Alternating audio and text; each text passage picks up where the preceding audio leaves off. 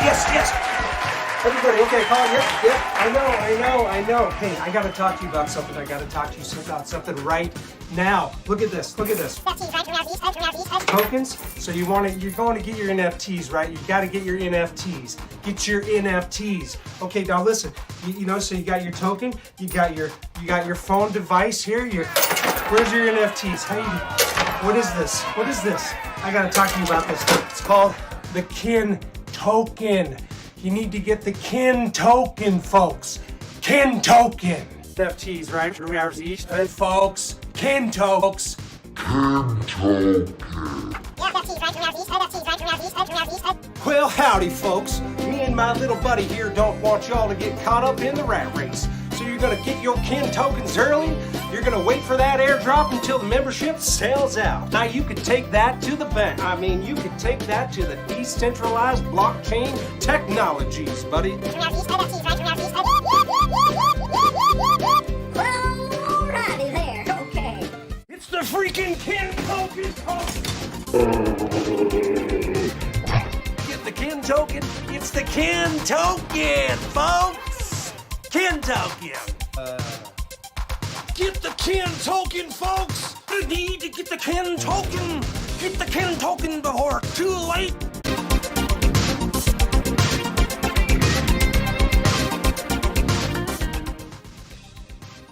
It's like he's, like, I get it, like Kin's Token. He's like, because he's like token. Kin's Token.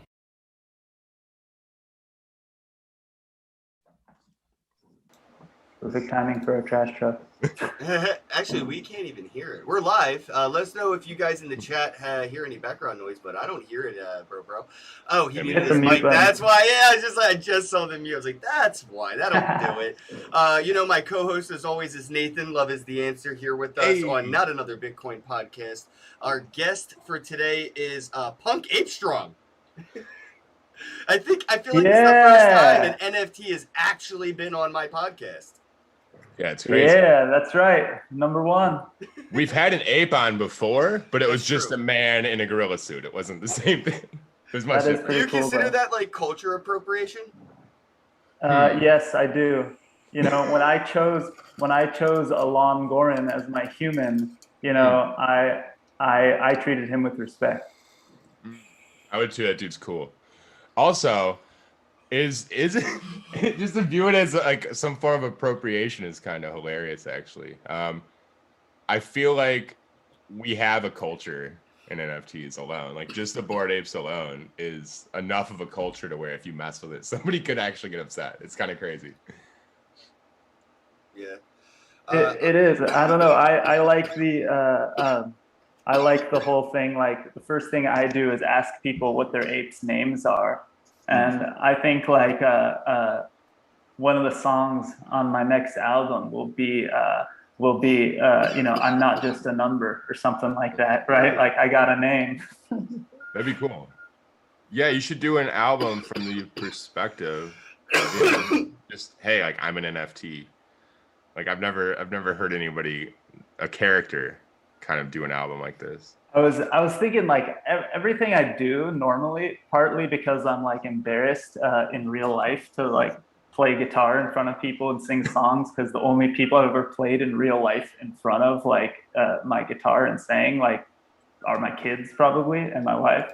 And like so, but I thought it would be really funny to, instead of purposely being like funny and goofy, what if there was an album where it was like, if you didn't know it was an ape singing and you were taking it seriously, you would think it's a real song, but then you drop in like inside jokes like I was swept off the floor when I hit rock bottom or something. Nobody would know. Nobody but NFT nerds would know what you're saying. But if you were into it, you'd be into it, right? Like it'd be really funny. Like so, try to actually have an album. And then, like, how cool would that be? Like, it partly stemmed off a conversation I had with Sailor Gary, another ape, we were on the phone one day, and he's like, he's like, what if an NFT made the list of most influential NFT people? Because like he saw some list and it was like the most like it was some bullshit list, of course, but it was like the top 20 influencers in NFTs or whatever. And he's like, what if an NFT made the influencer list? How cool would that be? And that was part of the conversation of why we're gonna make our own. Which NFT would you nominate for that list? Like, which NFT do you think, itself is of its own influence? Well, like it would have to be something like I don't know, like Bored Becky or something, right? Because her name is actually Ashley. She created a whole new account for Bored Becky, and she made her own persona. And that's one of the reasons why Punk Ape Strong has his own Twitter account and his own thing. I was like, I'm gonna make him his own thing, and then I joke and I say on the Punk Ape Strong thing, I always say that Alon Goren is Punk Ape Strong's alter ego. Not the other way around. Like Punk Ape Strong's the real person. Like that.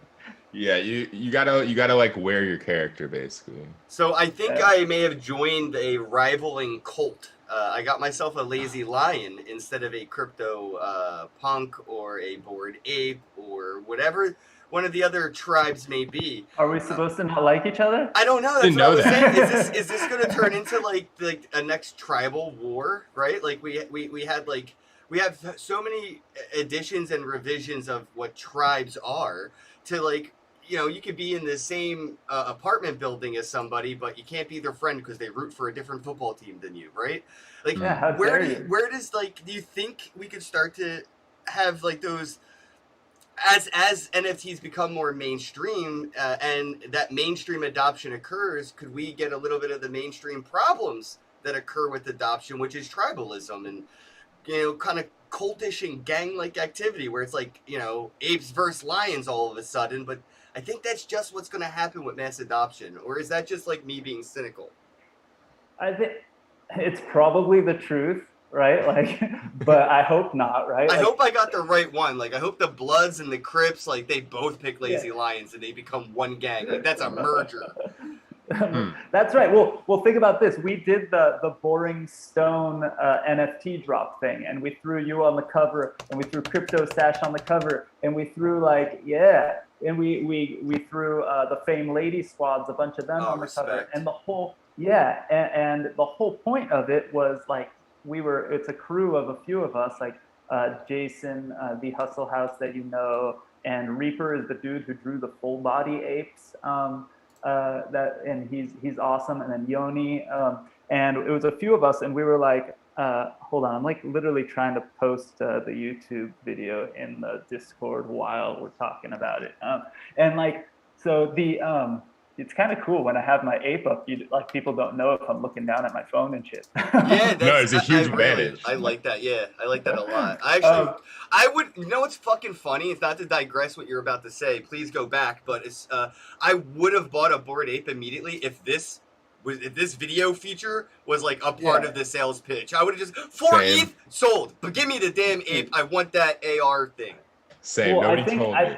We were talking about it, and we were like, I wonder if we could make the puppet thing like somehow its own derivative NFT or something, right? Like, because there's a bunch of extra layers that the dude had to make and stuff, but like we're starting to learn how to use it better. So Jason's gonna have his soon, and Reaper is gonna have his soon. Please make a generative, whatever you want to call this, overlay NFT series, and I will 100% buy one. Just put whatever needs to be done in the metadata and call it a day. Yeah, that's what like the unlockable content would be the project file. Bro, or the puppet this file is NFT utility right here, and that's what gets me off about it. Like, like the art was kind of cool on the apes, but it was Ethereum, and I still barely touch Ethereum. Well, the gas fees have gotten even crazier since you've That's been the bummer, man. That's the problem. So, like, I get like the utility of Ethereum, but when I see NFTs not utilizing the smartness of the smart contracts, which justifies the cost of the fees, it's kind of a turnoff. But having that unlockable content there justifies the fee to me because you're at least utilizing some intelligence of the smart contracts, not the bare minimum of what Ethereum can hold with the, the most extreme price that it could charge. It's the bare minimum given with the most expensive price tag. Now you add just a little utility with the unlockable and make it like this. Holy shit, dude! I'm ready to FOMO. Yeah, I think a lot of people like even Nathan. Dude, there's this dude Nathan who I'm buddies with, who's a part of a different Nathan. Nate Sigard. Look him up. He created back in the day. I don't know if you guys saw this back in the day. There was a thing called Soundwave tattoos, where you would tattoo this Soundwave looking thing on yourself, and you could scan it with an app, and it would play a sound like your kid making like a goo goo gaga sound, or just a message from someone, or whatever you wanted it to be. And so he was in the Discord yesterday seeing the puppet, and he made a puppet for a different NFT that he holds today, and he was posting it on Twitter. It's awesome. So like, is he offering this as a service? Not yet, but we can ask him. Somebody should. Somebody should. I mean, this dude that I got mine made from is just this random dude I found on the internet, because I, my son Pupu.eth, right? For his birthday. Man, I'm hodling that NFT, bro. Yeah. So like my son for his birthday, maybe it was last year or the year before, I was like online, like the week before, the night before, like trying to think of, I try to make like creative birthday cards, and I'll like get out the construction paper and shit like that and make it myself. But like I don't know what I got some bug up my butt. And I'm like, I wonder if I can make some kind of cartoon like birthday card. So I was Googling how to do it, and I found this program, Adobe Character Animator. So and I made him like a funny card that was like a cartoon character. Like I changed my voice and I did a whole thing. But then like at one point, after I had the ape and we were making derivatives, and Board Becky and Jason were telling me that I should like make IP or make shit out of my ape, I like went on a quest to find somebody who knew how to make these puppets, because they have to make a bunch of layers for the mouth. They have to like figure out how to make these floppy ears move and shit. Like it's not that easy. Oh yeah, there's frames they have to add to the still image. Yeah, I saw a move as you did that. It's kind of dude. It's so cool. That's my favorite part. It was literally as he said it individually moved. It's so cool. Can you wiggle your nostrils? Is that part of it? No, but I should make that. Like if I close my eyes, sometimes with my glasses on, it's not as good. But if you like take off my glasses, I close my eyes. Are my eyes closed? I can't tell. I can't tell. No, I haven't seen your eyes move. Oh, maybe I don't have it. I might not have it triggered right now. Like I was messing with it because. Oh, you can turn off different. Yeah, you can turn on and off different triggers, because, for example, here I'll try to fuck with it right now live. It's fun, but like, for example, I have a version. Oh, that's trippy. Here with my guitar, and the version here now. If I close my eyes, are his eyes closing? I don't know if I have it set yet. But hold on, let me go to the there's like, you go to the physics of it and stuff. Hold on, let me scale it back a little. Whoops. You guys in the chat have to admit this is pretty damn cool to be able to play with your NFT in a way that it's like, this is the tangibility of the metaverse, where people are like, yeah, but you can't touch it. You tell me, does it feel like you're Punk Ape Strong right now? I am Punk Ape. That's what I'm saying. This is visceral like experiences with like the metaverse, man, and this is what I'm in it for. So, I want one. So look, his whole body moves. If you pay close attention, I'm breathing right now. Look at my chest. Oh yeah. Wow. So he put a lot of detail into it, and then look, I can change the controls here. Look, so when I'm playing guitar, I can actually like I can do layers of recordings and record him strumming the guitar. Then I can strum him moving his you know, this is where the future of entertainment's already headed without NFT technology. Have you seen what they're doing with like the Masked Singer? And there's like a new version where it's like the virtual augmented reality singer, where they're using like these avatars to perform on stage as holograms. This is that next wave, and it seems very Black Mirror-esque. But like like you said, the first NFT influencer would be something like as what we're seeing happen right here, right now with what you're doing. Coming at you live from the Boring Stone conference room number 2. That's what's up. Yeah, I think I think that we're gonna see a lot of movies, like kind of like, you know how you had Angry Birds come out of obviously the game. You're gonna have like a lot of stuff like Bored Ape versus Lazy Lions or something. That's right. But you're also you're also gonna have the situation where like studios are creating talent, so they don't have to pay like, you know, a crazy amount to like a real actor or a real performer for something. Yeah, but the funny thing is they're not going to be able to use these assets in their movies without owning them or the Right. permissions of the owners, right? But to them, it's not a lot of money. Hollywood's going to need us to sign with MetaMask to give them permissions to put our punks and apes and lions in movies. They can't just right-click download from Google and use that image in a movie just because it's a decentralized project. Right, but I mean, a few $100,000 to them is way less than paying like. It's not that price anymore. You're talking several millions. $1 millions. Yeah, you're talking millions per image, though. But if you have to pay like Will Smith to do a movie, it's probably like $30 million. So like, it's still a deal, you know? Yeah. If you think about it. Oh, totally. NFT movie stars. It's happening. Okay, now I fixed my eyes. Are my eyes closed? Yeah, they squint more. They close. Yeah. Yeah, but because he has the closed eyes, it's like a not as pronounced movement. But that's the cool part, the details, like the breathing, his arms, my lunar tattoo. Yeah, I love it. This is perfect, man. You should be doing like music, like play the guitar on Twitch live like this or something. Well, so I can't. I'm gonna figure out the like. So for example, my lips don't move based on my mouth being open. They move based on the sound I'm making. So for example, if I make an ooh sound, look what happens. Ooh. He actually knows which mouth movement to make. So I think that like here, I've got my guitar next to me, but you would never know, right? Like I actually strum my guitar, my mouth will move. Oh. Because of the sound. But I'm gonna figure out how to make it so that sound makes my hand move and strum, and then I'll be able to actually play live and have him moving. I like how my neck's moving because I'm like reaching over and putting my guitar back. I love that. I like that. So if I stand up, my neck like your neck gets longer. That's dope. It's pretty funny shit.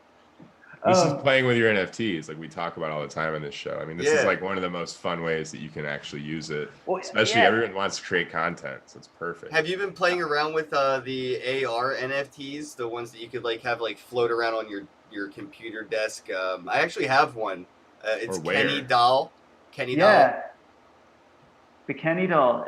That's what I want. I want more of that. So like, what I would like is like.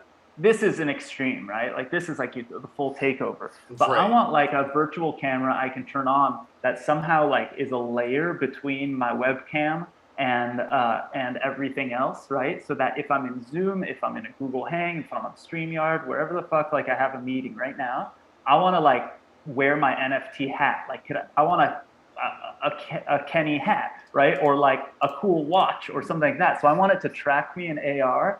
And then just overlay something cool, because then you can start doing crazy stuff. Like I can get an AR T-shirt. What if I had a something like this? That was like one of one.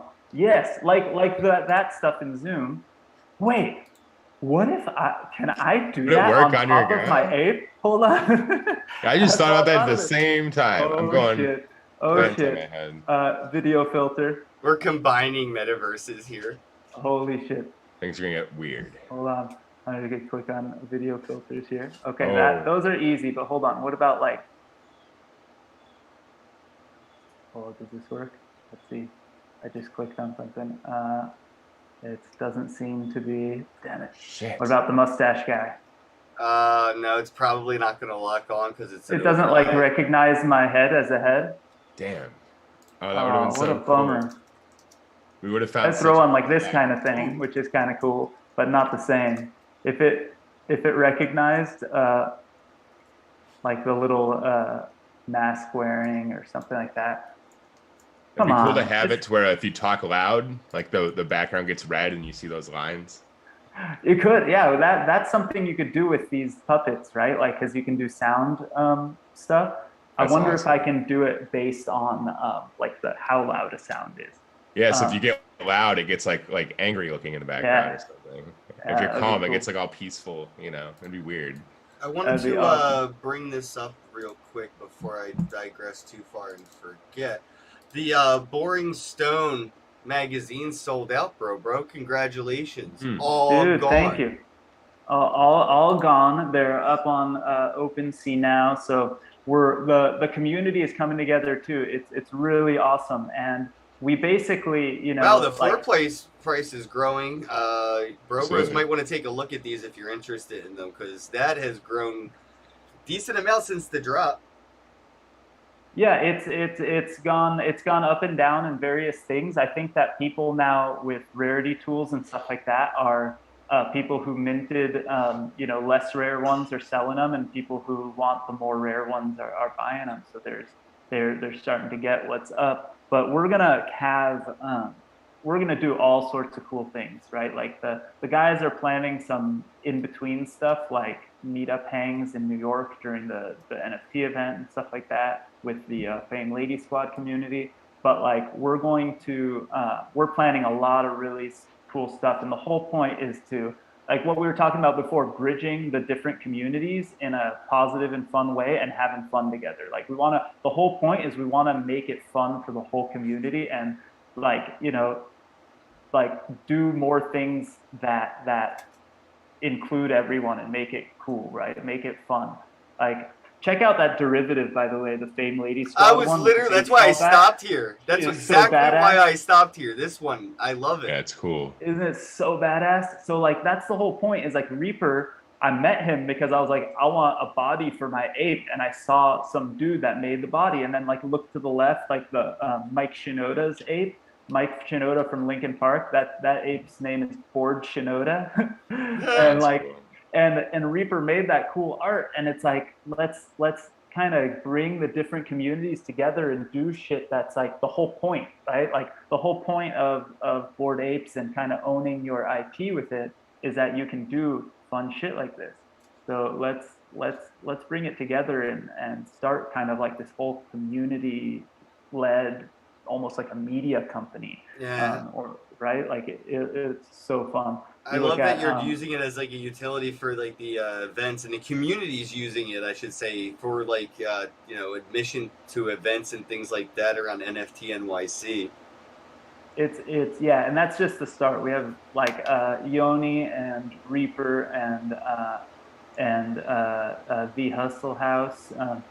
His real name Jason, and that's his ape, Jason the ape, the pink ape with the zong bong. I'm looking for the cover. I may be on here, and I just... Yeah, you're on the rarer side, so you're they're gonna list yours for more expensive probably, so that's why you're later on. But if you go to you could sort by the main character or whatever, and look yourself up. So where it should be under main subject.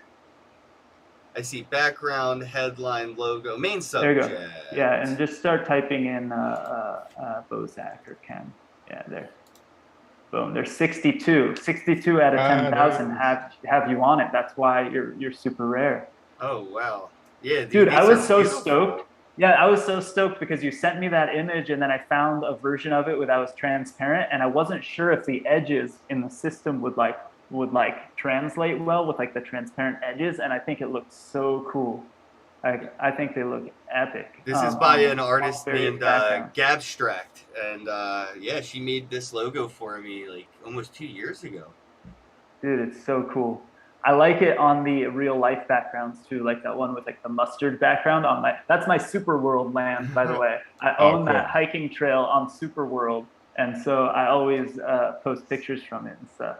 Where is that? It's awesome. The world? It's next to where I live. It's a trail that I grew up going on all the time called Wildwood. Cool. So I bought that land, and I'm eventually going to put like all sorts of Easter eggs in AR all over the hiking trails, where like I'll explain stupid stories of things that happened when I was a kid, or like my kids have a funny made up story about the chimps of Wildwood that don't actually exist, but it's like, so I might like have them in AR all around Wildwood. I want to go to the top peak of a spot called Lizard Rock and let people take a selfie with me in AR, like do shit like cool. That, like on the land. But yeah, look at that. How rad is that? I love it. I like this the font up top for the Boring Stone title. That's Yoni. Yoni did that one. The graffiti top. I didn't see any with a graffiti and rainbow set though. If I could find that, that would probably be like a clutch one because I keep seeing all the different font styles and like the rainbow. Yeah. The graffiti one is one of the more rare logos. So let's see. This one's pretty close. The rainbow logo is cool. That's cool. It just totally works with the color of my logo. Yeah. Yeah, exactly. So the rarities are under properties, and oh wow, I have a 0.62% rarity in this. Yeah, because there's only 62 out of 10,000. Oh, that makes sense. That's math. Yeah. You know math. It took me a while at the beginning because I had to put it in the system. To like put the weights of all the stuff. We were like putting in the percentages, and I was like, it took me like forever to just realize like, oh wait, that's pretty basic math. If I want 1 out of 10,000, I put 0.01. But like I kept calculating it and then seeing 0.01 and then going like, and I did it like 20 times. So I like the 8-bit logo one was cool too. Yeah, 8-bits are pretty cool. A lot of that going around with the NFT stuff. So it's sort of like an NFT nostalgic vibe. Exactly. Well, that was the whole thing. Turn these off. I forgot I had the glasses on still. I forgot I was growing a plant out of my skull. There we go. I like it. I'm Punk Ape Strong is jealous. I'm gonna have to figure out how to somehow overlay shit. I guess I can go into the system here and do some weird shit too, but I'm not that advanced yet with character animator. Miss Teen Crypto said she got her copy. That is awesome. I got one as well. And it looks like I'll be able to go to some events in New York City during NFT NYC with my magazines. So I'm in. Just have to find the list of events. I'm doing a birthday party at the Blockchain Center on Halloween for my birthday. Oh, that's awesome, dude. Come through. I wish I could be there. I have, kids Halloween shit like that, but we have the LA Blockchain Summit virtual edition the first few days of November also, and so but it's virtual, so I'm just gonna have to be online for like those 3 days straight, like 24/7 basically. So I won't be able to leave my house. Gotcha. But I'm going to be jealous of all you guys who are in New York, and then if you're doing that in the Blockchain Center in Miami, I'm assuming when you say in New York City, the Blockchain Center in New York City. Oh, no way. That's awesome. So you're going to be there a few days early? Yep. Dude, that's cool. We're going to be partying. We're going to get a tiger. There's going to be a yacht in the building. It's going to be inside, an indoor yacht. Indoor yacht. I like it. Come on. Gotta do it right. Rumor has it Mike Tyson might be there. I'm gonna get. So I already signed a waiver. He's gonna punch me in the face. Oh well. That's so don't do that. Don't do that. If anybody out there dislikes me for some reason, although I mean, how could you not like me? Come on, dude. But like, you can see that happen. It's gonna be live. So yeah, we're providing utility. I'm like so many people, especially in the space. I mean, in general, people are really into UFC and boxing and stuff like that. I can't get into it. I just really can't watch like violent shit and people hitting each other. It's not my thing. It's weird, dude. I get it. I did that a lot of my life, and I hate watching it now. I don't know. It's just not my thing. It's weird. Like if I'm in the mix of the chaos, it's actually fun for me. Like if I go to a punk rock show, I'm jumping off the stage, I'm being wild and crazy and in the middle of it all. But like people like purposely like hitting each other and doing that whole thing, it's just I never was into it. I don't know. It's just not my thing. So I'm not into going to fight. You know, it would be a really cool sport, like a professional hugging. Whoever lets go of the opponent first loses. Whoever ends the hug loses the hug. And if there's a draw, points are given to the initiation of the hugger. Whoever went over instead of under. Because like you have to have rules so it doesn't last like 6 days or something. Like you have to stay standing up or something. First person to like let like I don't know how you could judge it. Like you could like mess with people by like letting weight off of yourself and putting all your weight on them. But like have to be there to catch yourself. Like, there's got to be ways to. We're already thinking too far extreme into this. hugging. Now it just turned into wrestling. Steal this sport. It turned into wrestling and then fighting again. Now we're back at yeah, now we're tripping each other and like hitting each other in the funny bone to fall over, like the thing on your knee or whatever. Just start tickling you. Somebody gets punched in the mouth because he hugged somebody too hard, and then it's on. It's like over. Yeah, it basically does turn into fighting immediately. It turns into wrestling. Humans ruin everything. I did want to let people know that if they want to come to the Halloween party at the Blockchain Center, they are going to have to hold some Ken token. So brobros420.com, pick up some Ken token, and you can get into the party. It's the only way in. You can go to brobros420.com and check out all the info.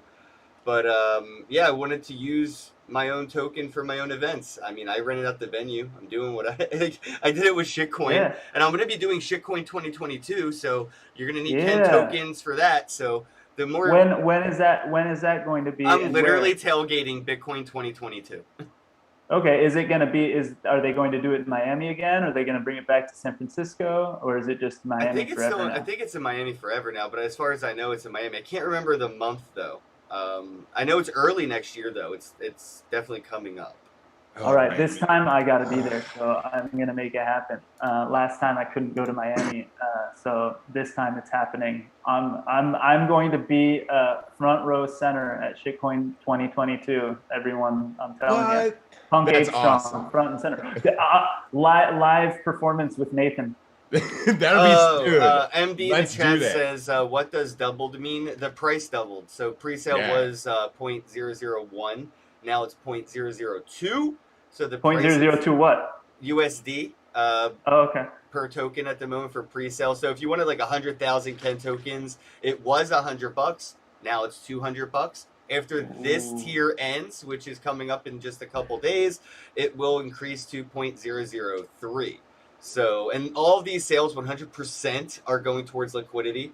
So that's all these sales are for. It's not like I'm going to be, I mean, I already have like Lambo money and I have no interest in buying a Lambo. So that's not what Ken token's for. It's not Lambo money. It's bro money. It's going into the liquidity. And again, the way I'm going to try to provide value to it is by saying, hey, you're going to need Ken token to sponsor me, work with me, collaborate with me, come to my events, do the things I'm doing with me. And it's funny because Gary V beat me to all of this, but I feel like it's just because he has more money and a team. So like I saw what he was doing with V Friends. I was like, fuck this. I'm just going to hire people. So he inspired me to hire like 12 people. So now I have a payroll and a whole team. And boom, dang. I couldn't let him beat me to these things, bro. It felt personal when I saw him do V Friends and it was just like stupid art. And then like 2 weeks after it sells out, he starts talking about providing utility. I'm like, this dude is literally doing the things I want to do at like the speed of light.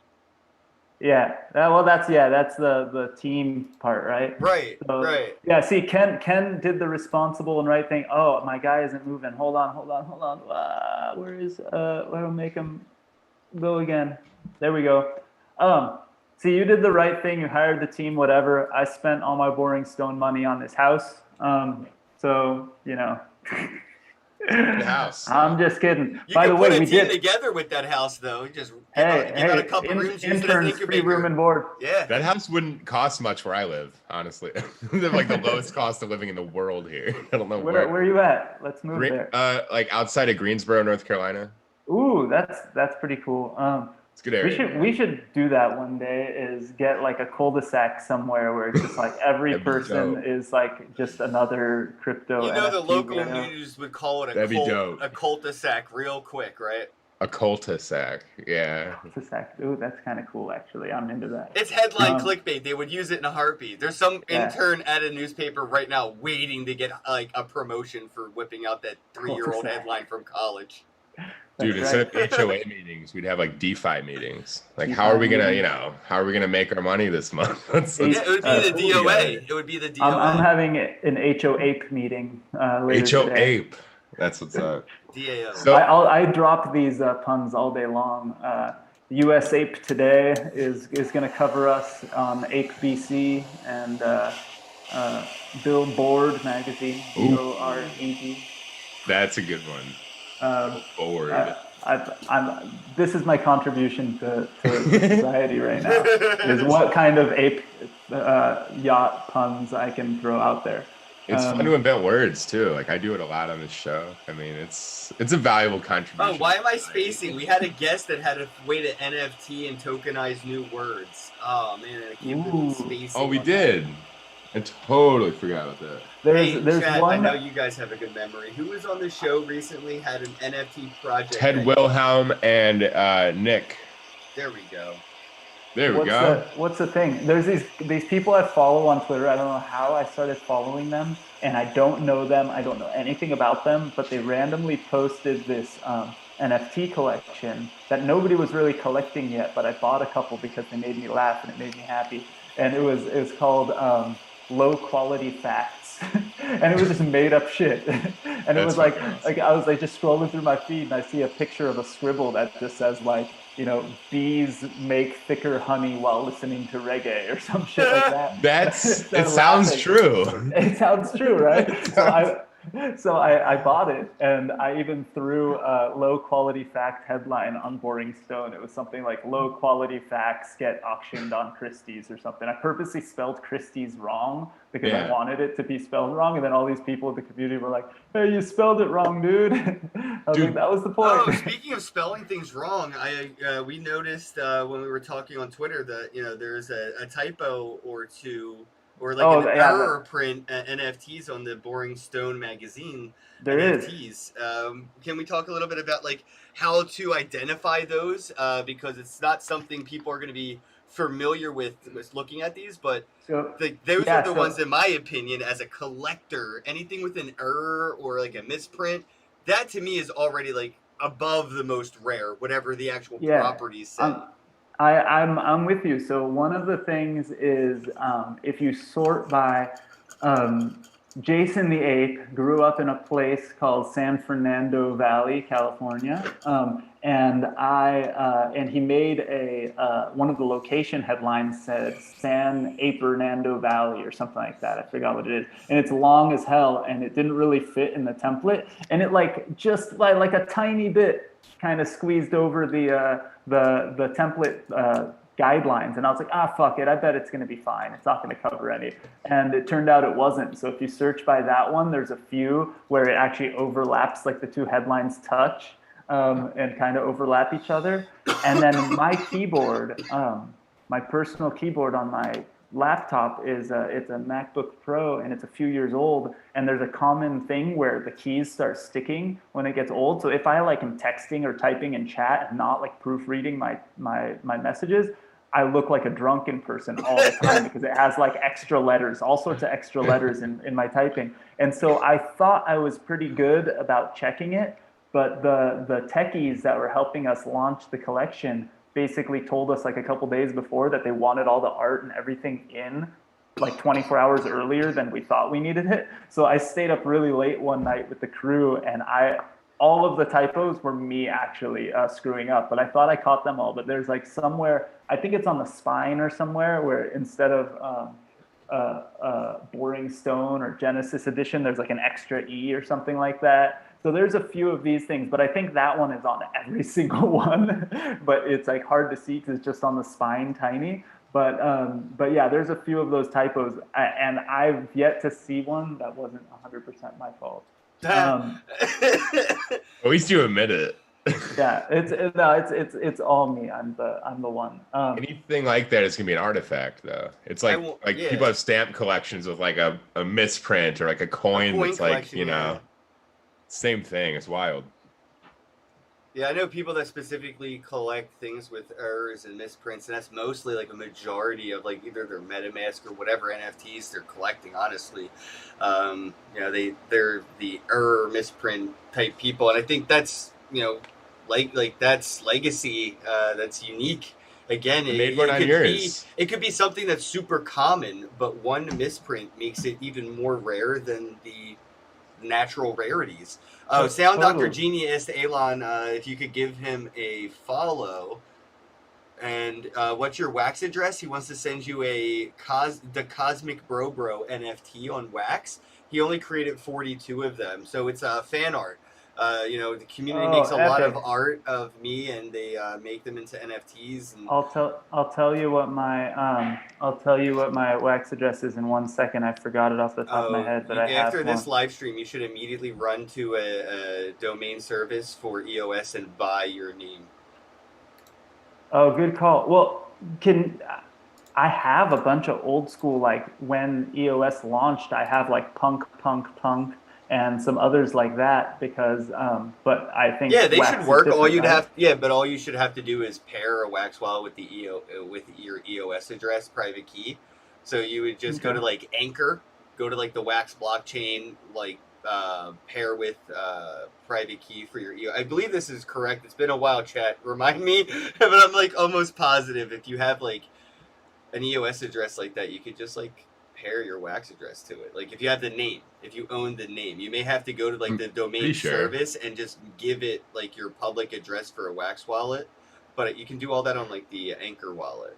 Isn't it just like ENS? No, that's for Ethereum. Dude, I'm gonna have I know to it's go, similar process though, right? I'm gonna have to go deep into my. I set all this up forever ago. All my addresses are ken.bozak, ken@bozak, or kenbozak.eth. I'm so lazy, so all my addresses have a domain now. That's super smart. No, like I've got like alon.eth and alongoren.tez. Oh, that's right. I wrote an article on how to do this, Mystique Crypto, in the chat. Yo, that's hilarious. Totally forgot I wrote that. I did write a how-to article. It's like 3-minute tutorial. Nice. I'm going to check that out. My wax address is 5vbb.wham. 5vbb? BB like baby, yeah. Is there a dot before the 5? Because I feel like there should be another character there. I don't think so. Let me go look at it again. 5vbb.wam. Yeah. Your wallet address 5vbb. Let me look at NFTs and make sure there's the right one because I should have about a bazillion bro punks. Yep, I found you. Yeah, your picture there as well, so that makes it a lot easier. Ooh, okay, it's the Lunar Crush Bullish. Yeah, my bullish sticker. Oh, you got a bro punk right there too, man. Dude, I got all the bro punks. I literally got so many. I still have a bunch of unopened packs on purpose too. So I got, like, half my packs are unopened. I got so many. When you launched, I think I was trying to figure out how to get more wax. I think I got like a whole ETH's worth of wax, and I just went nuts. I was so stoked when you launched that. It was so fun too to open the packs. Joel did all this in like honor of me to show love. So like, I don't want to take the credit for doing all that work. That was a lot of fucking work he'd put into this. Dude, it's not easy doing all the different layers and doing all the stuff. I love that you have the pizza hat though. I got pizza on my head, but don't call me a pizza head. Oh yeah. I gotta. Our friend. So there goes the address. Sound Dr. Genie. It is 5vbb.wam. Boom, thank you. Yeah, I got to do more on wax. I go back and forth. I spend like a couple weeks playing on wax, and then I go back to, it just happens in these cycles too with work meetings and different things going on and shit. Like I miss so much fun stuff sometimes, and then I play around. But I like, between you and Stash educating me on wax and stuff, I've played around a lot, and there's a lot of fun stuff. I need to do more because more and more every day too, you play on Ethereum and the gas fees get crazy, and you want to do something, simple. And like I wanted to buy actually one of the boring stones last night to send to a friend because I had them, they helped me with something, and I didn't have in my wallet one of those like editions. So I went to go buy it on OpenSea, and I spent double the amount in wax than I did to buy it from the person who got it. It was like such bullshit, right? Like that's not fun. You want to, like, I don't know, it's just not as cool. So we got to do stuff. I do a lot of stuff on Tezos too because of that. And I love Calamint. Like we invested in Calamint, which is cool. They're based in India and they're a rad NFT platform on Tezos. But like, it's just not cool to have this. It'll be really interesting to see how it shapes up once ETH 2.0 actually launches. Yeah, I've got a lot of theories. I want to see $1 Ethereum NFTs thrive. You might. Yes. I sent you a couple NFTs too, by the way. Yeah, thanks, guys. I sent you a piece of art that I created. No, art and music by myself. The chat asked if I'm familiar with the NFT platform from Komodo. I know and love Komodo. Shout out to their team called Tokel. No, I don't know. Tokel. Honestly, I ain't gonna lie. And that's another reason why I missed the Bored Apes is I am just dedicated to the Wax NFT ecosystem. Just trying to stay focused on it. That's all. And I don't want to diversify my attention too much outside of that because that's where I provide value to my community, and I don't want to diversify that. And you have like some of the most rarest NFTs I've ever made because I don't have any on OpenSea anymore. I burned everything I made on Rarible, so whatever I sold is whatever exists. I can't show my my phone right now when I'm on this thing, but I've got your first Ken Bozak support token you made, and I bought it like when we were hanging out, maybe like in Miami or something, like years and years ago. But it was, or you showed it to me, and then I bought it when I got home. But it was like I bought it for $4.20 or something, and I got to try to find it in my. Actually, I had a problem where I couldn't get into my my Trust wallet now. I'm not able to. I got a new phone and I forgot a bunch of stuff. I hope I didn't lose. There was a few crypto stash NFTs that only existed in my not my Trust wallet, my Engine wallet. And now I don't know if I even have access to my Engine wallet anymore. I got to try to find my old phone and make sure I didn't like completely clear it off. But that's one thing people forget.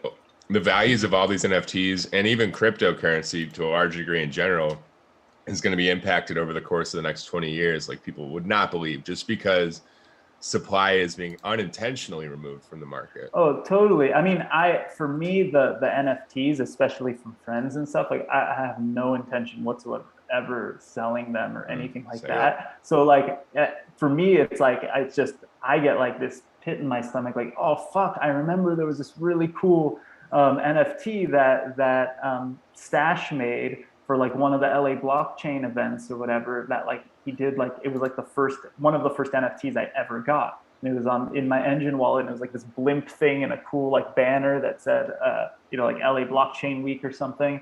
And for me, that's just like a collectible. It's like if I lost, like, I don't know, one of the comic books that my parents have, even worse than that, because it's like attached to a person to me, right? Like to a friend. So that kind of stuff really bugs me. But like, yeah, there's all sorts of stories. I mean, I in my office in 2013, we were doing like a crowdfunding startup, and my partner was like, we were learning from Adam Draper about Bitcoin and stuff like that. And we were hearing about it, and so we tried to mine Bitcoin in our office, and it wasn't really working because even in 2013 it was too expensive. We started mining Litecoin in our office. And we did it for about a month until our landlord like threatened to kick us out of the building because of the electricity bill. And then, but like that was like 2 or 3 laptops ago, and that's just gone forever. Like at the time, it was worth so little. It was like maybe $10 worth or something that we mined that month, or at least my portion of it.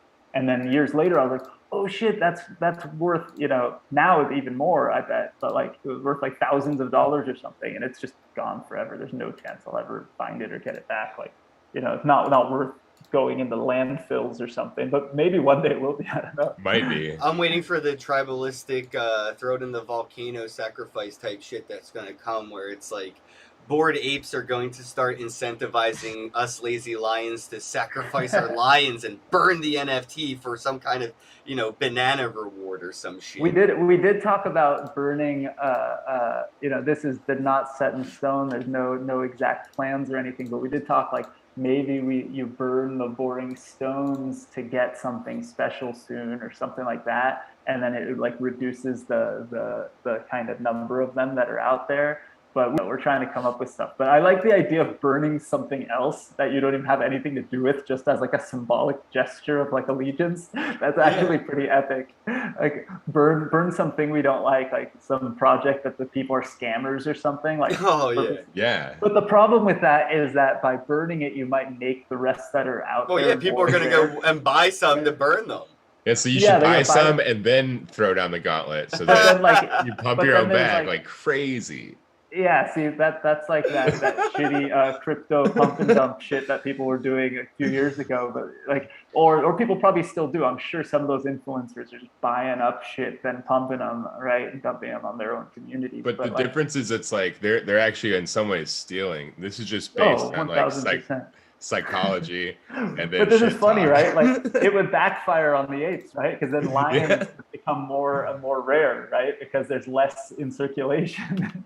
Yeah, but when it comes time to make the lion versus ape movie, you know, you guys would beat the shit out of them then because they'd be outnumbered. They'd be outnumbered, but the studio would have to end because there'd be less available. Yeah. Well, that's the thing. It's I think it comes down to, again, like, it's like you mentioned with NFTs from friends that you've had that were kind of like almost there's like a sinking feeling when you realize that they're gone. I think with a lot of these things, I know that value's attached inherently, but we should definitely go with what we love. Like first, 1,000,000% always. Yeah. I'm always. I hate when people. There's a few people that like because they're in it for the financial advice and all that stuff, and I get that, right? Like there's different. I do different things based on what I do for a living and something that's an investment versus what I do personally. And personally, it's all that. And even investing, like I don't think if you're in it for the long term, you have to be investing in things that you love and think that everyone else will love, and there's some emotional connection. But like there's people that will post stuff like, don't get emotionally attached, you're trading, so don't just buy something because you love it. Or if you love it, like you turn your ape into your profile picture, now you're emotionally attached to it, you might not sell it at the top, so that's like bad financial advice, right? Or whatever. Wow. But I'm the opposite. I always just go, fuck that. Like if you don't love it, don't participate at all. Like that's the whole point.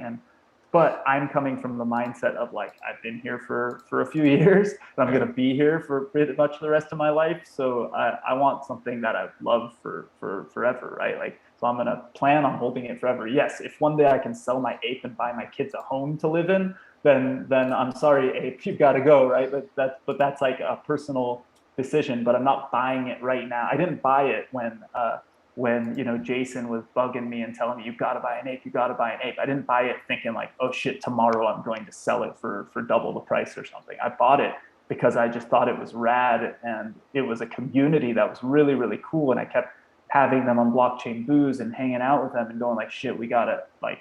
I want to be a part of this crew. Like I want to be in that clubhouse. This isn't like some bullshit like in LA like on the beach a hoity-toity rich kid club. This was like a bunch of cool people I wanted to hang with, and I felt like, at least for me, right? And yeah. I'm not the dude that like wears a fancy watch or drives a Lambo. Like that's not my shit. But like for me, this is way cooler than that. So I'm willing to spend the kind of money that those people. I mean, I didn't buy an ape at the peak or anything like that, but I still, at the time I bought it, it's public, right? I think it was like 4 ETH or 4 point something ETH. To me, that was probably the most expensive I ever bought any kind of NFT or piece of art in my life, right? So but I was willing to because of the community, because it was so much fun, and because I knew like I want this forever.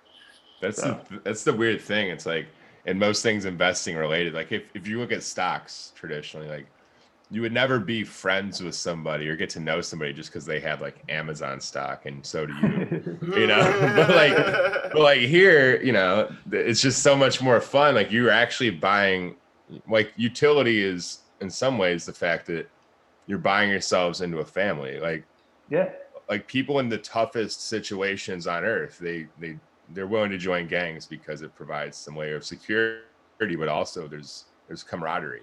Mm-hmm. And if you work that all the way up to the top, it's people want to be a part of a group essentially. And in these early days, the technical hurdles and shit like that are really annoying to us are actually like a huge benefit to us and all of our friends we get into it. Like I truly 1000% believe, I've been saying this for years. And I've probably said this like on the show before, like when we were on it years ago, but like like I really believe that getting our friends into NFTs, getting our friends into buying tokens and things like that, as long as they don't do it in some stupid irresponsible way where they, you know, lose their houses or whatever, like it's, you're guaranteeing your friends are going to have a job in a few years. Like you're putting them first in line. But you know, hopefully none of us need jobs. Like if we turn this whole economy into this new thing where we can travel around or live wherever we want, or like, you know, I joke about it, but it's actually serious. Like I go on hikes on my super world land. I worked from home for the last 2 years.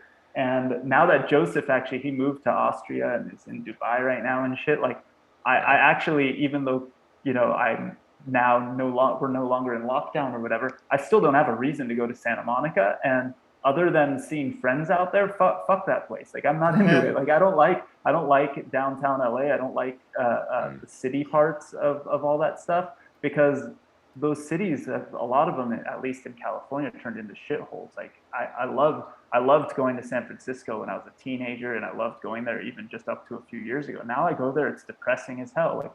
Like it's just not a fun place to be. And Santa Monica is the same way, and downtown LA is maybe even worse. Like other than our conference, because of the convention center being there, I don't go there. Like, and so I like being in the suburbs. That's my style, which is totally cool if people have different styles and different whatevers. But like I get to hang here and I get to do my work, and I work with people in India every day. I work with people in North Carolina. I've worked with people in Kansas, in New York, in Florida, in Canada, in fucking everywhere. Yeah.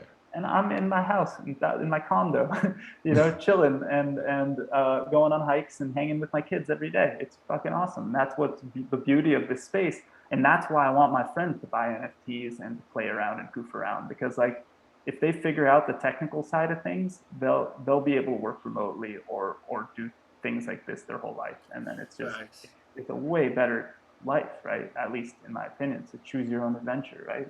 Absolutely. I know you mentioned like it's not about making money, but I feel like a lot of times it's just like a byproduct. It just so happens to happen a lot of the times. Like look at what happened with the CryptoPunks, the Bored Apes. A lot of it was just so happened to happen.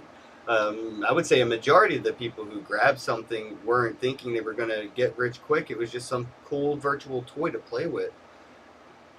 Oh, totally. I think that's the thing, is like it can be like a combo of both, but it's if you go in first with the utility, the fun, and you know what, like it's like a gateway thing too. Like you know, people get into it because they like hear about somebody making $1 billion, or there's a bunch of hype or whatever, and like they might come in for the wrong reasons, but then get sucked into the community and figure it out, right? Like, well, like initially though, the person they heard about, they didn't get in because they heard somebody made money. They were the person that person heard about.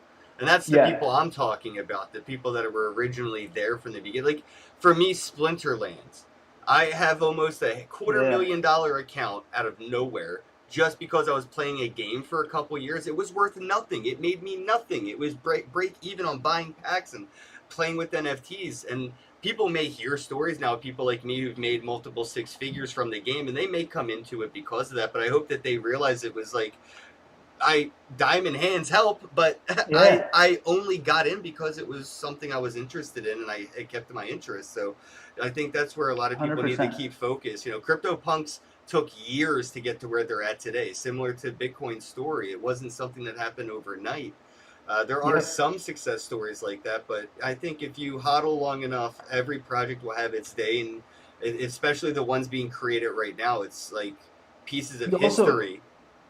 The way it's built and the way we kind of are growing the industry is by rewarding participants. Like even in that game, it was like very direct, but you held, and it was a long-term thing. But like I joke about like, or I don't joke about it, I could talk about like just experimenting in DeFi and different shit over time. Like I probably lost money trading and goofing around and learning about the different things.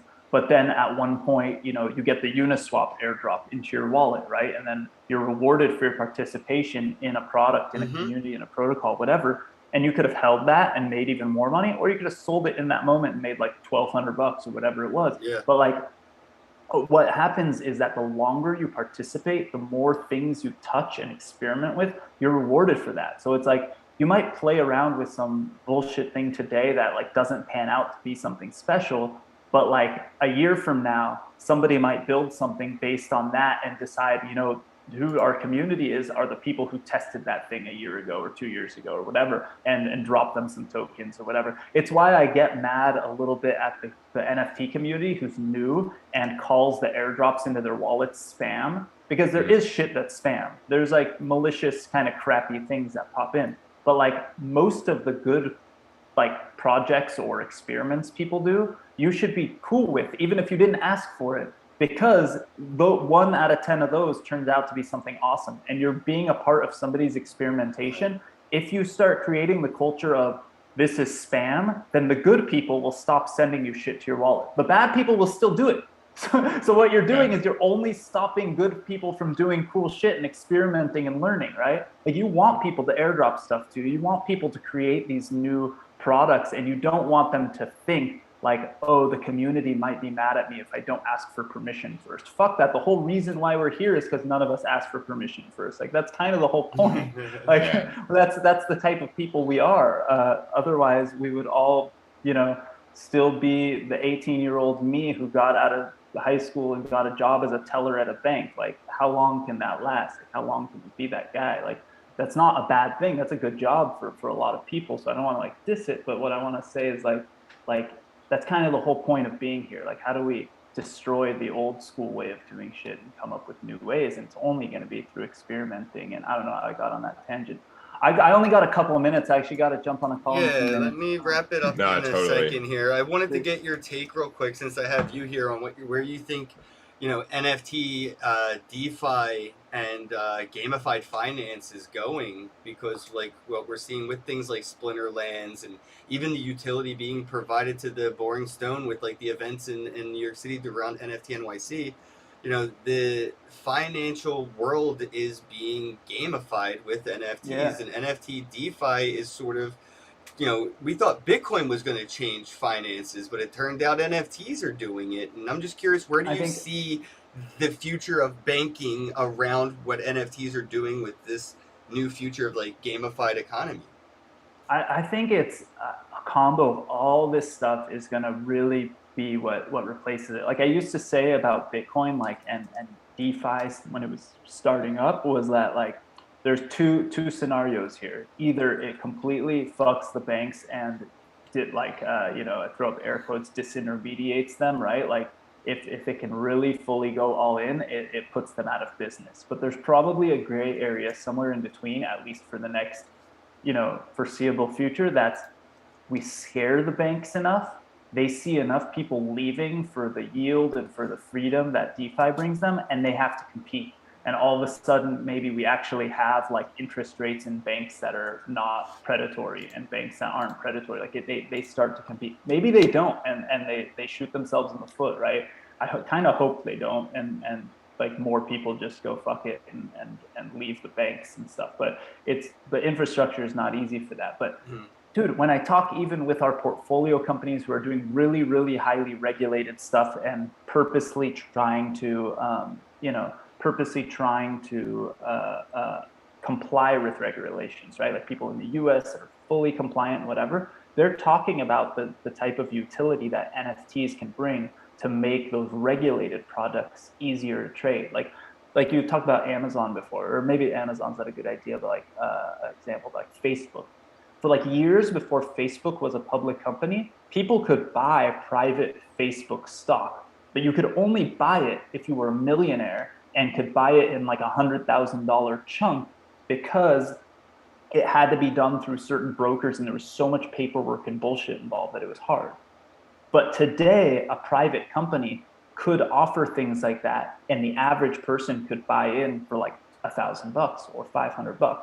And that's going to change over the next few years. And that's going to be a cool thing, right? Like imagine Splinterlands is, let's say, I mean, they launched a token and stuff, so it's different, but let's say like they were a US-based just corporation or whatever. And what if like you knew one of the founders and they were just like willing to sell you a few of their shares for $500, right? Like before they go public. How epic would that be? Right now, that's like a nightmare. Like practically impossible to do unless you're already a millionaire. Like that's not fair. That's not what like being American is supposed to be. Like that's kind of the opposite, right? So at least for what politicians tell us, and then what you can actually do is the opposite, right? So that's gonna happen, and that's gonna actually happen through the the shit that DeFi and NFTs has built. Like that's the regulated side of it, but I actually believe in sort of completely screwing that and throwing that aside. And most people that participate in these things are going to be international because of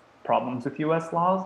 But when you start coupling that with just throwing away regulation, like in terms of the government style thing, and just focusing on what's the best product and what's the coolest thing, like it has the ability to completely replace it all, like replace the current system. So like if I lived in a jurisdiction that wasn't the United States, I could imagine launching, an NFT style, almost like a wallet. Like the NFT is the key to the wallet, to your bank account basically. And in my bank account, I have a bunch of smart contracts for the different shit I want to participate in, like savings and future. And I get my cards and on Splinterlands, and I sell them for Splinterland tokens, and I stake them in my bank account to earn interest on my Splinterland tokens, right? And that's like as if I owned Amazon stock, actually like receive dividends from them or something, right? But like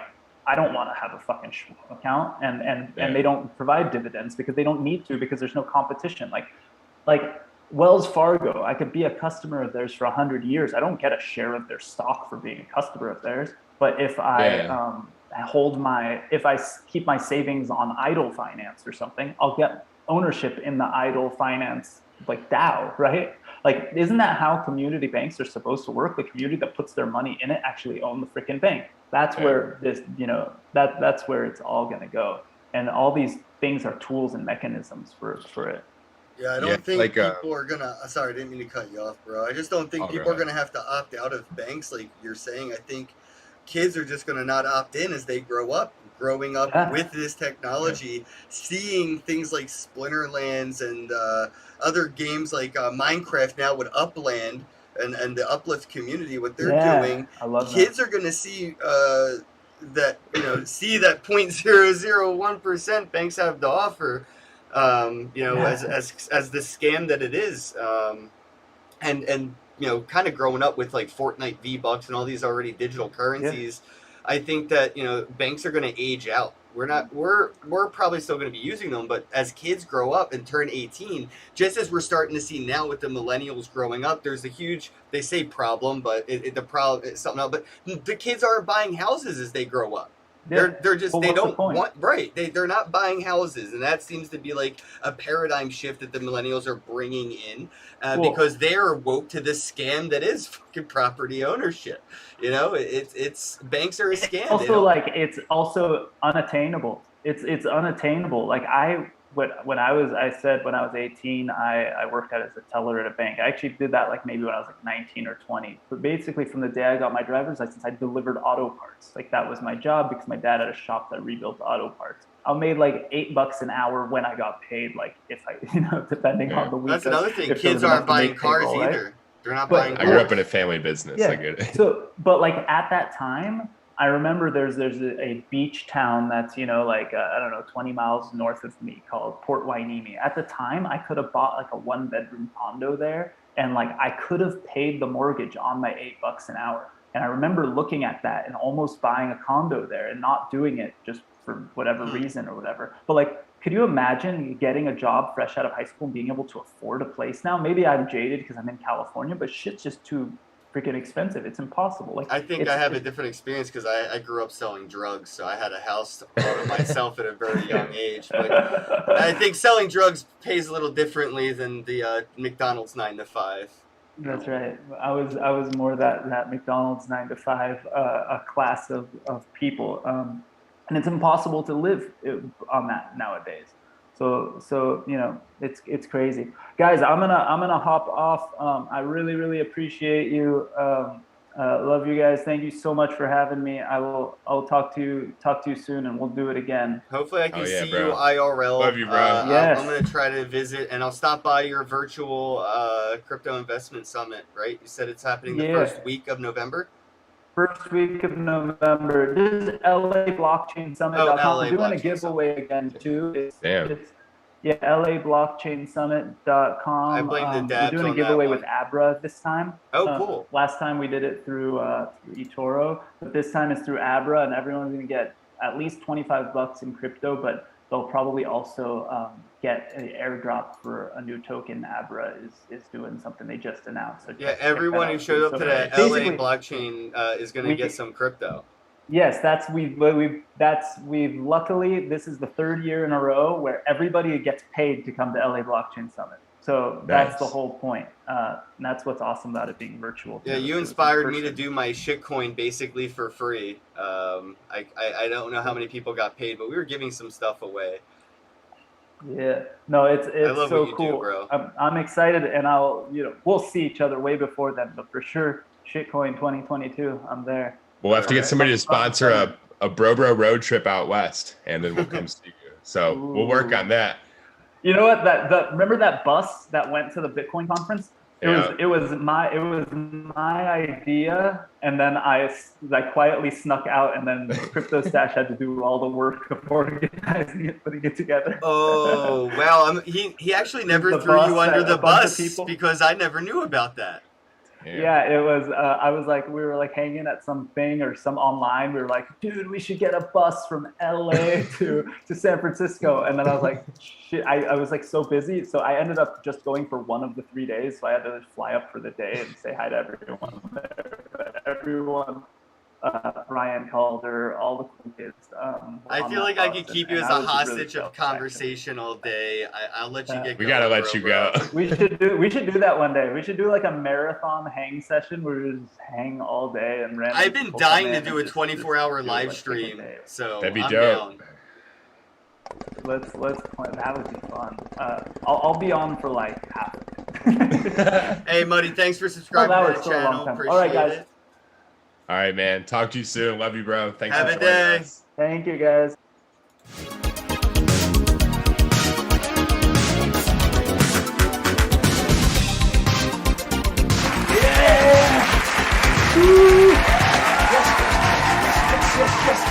Yes. Everybody, okay, Colin, yep, I know. Hey, I gotta talk to you about something. About something right now. Look at this. Tokens. So you're going to get your NFTs, right? You gotta get your NFTs. Get your NFTs. Okay, now listen. So you got your token, you got your phone device here. Where's your NFTs? What is this? I gotta talk to you about this. It's called the Kin Token. You need to get the Kin Token, folks. Kin Token. NFTs, right? 3 hours each. And folks, Kin Tokens.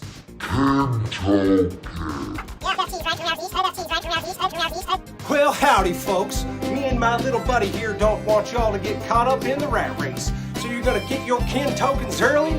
You're gonna wait for that airdrop until the membership sells out. Now you could take that to the bank. You could take that to the decentralized blockchain technologies, buddy. Alrighty there, okay. It's the freaking Kin Token, folks. Get the Kin Token. It's the Kin Token, folks. Kin Token. Get the Kin Token, folks! You need to get the Kin Token! Get the Kin Token before it's too late!